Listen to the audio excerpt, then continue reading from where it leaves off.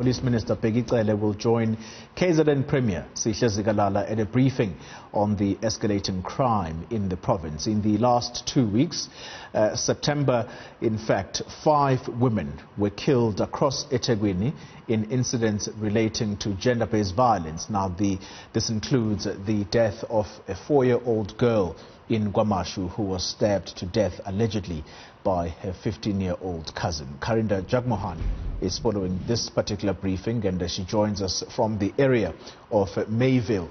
That's in Durban. Karinda, good morning to you. Just take us back to some of the incidents that have prompted the Minister of Police to come down to KZN to address the issue of crime. Indeed, well, like you mentioned, this is a briefing that's being conducted by the Police Minister, the KZN Premier and the National Commissioner for Police. This following a meeting of the KwaZulu-Natal Executive Council that will update us on their focuses on crime. Like you said, 5 women killed in the greater part of eThekwini just in the last week of September alone. A 4-year-old girl, 2 women in their 20s and a mother and child who were killed by a family member known to them.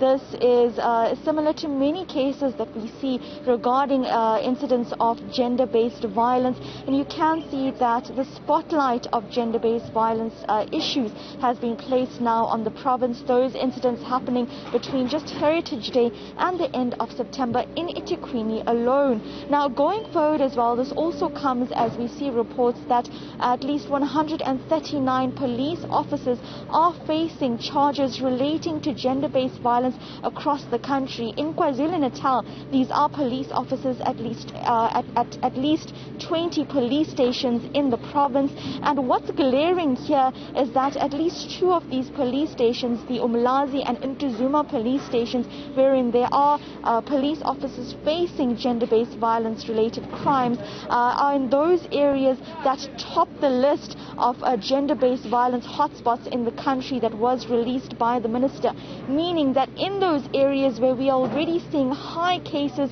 of crimes against women and children, police officers in those areas are facing GBV cases themselves. Of course, a cause for concern and should be addressed by the minister today.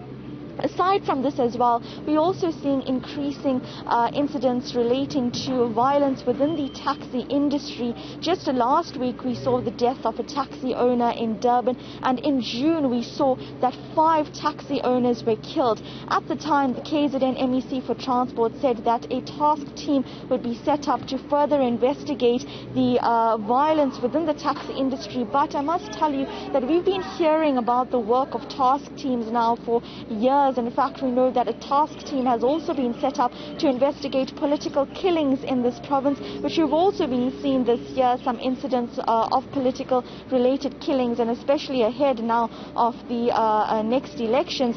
But aside from this, though, we have not seen any proper arrests from those task teams emanating from the task teams that have been deployed to investigate incidents of such nature. So we will be asking the Minister for updates regarding what are those task teams doing, when can we expect arrests with regards to crimes of the nature of taxi violence and politically motivated killings.